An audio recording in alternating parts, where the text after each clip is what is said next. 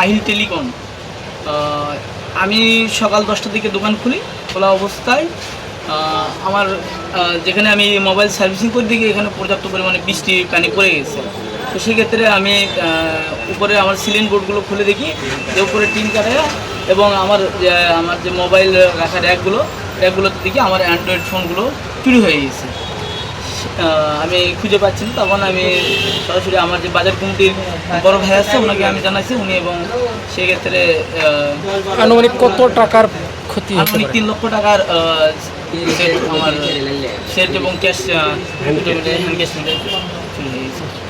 জাকারিয়া কবিরাজ, আমি এখানকার পাওয়ার।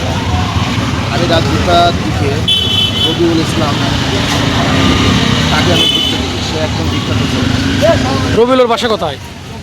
মসজিদ পাড়া, হালু মসজিদ পাড়া।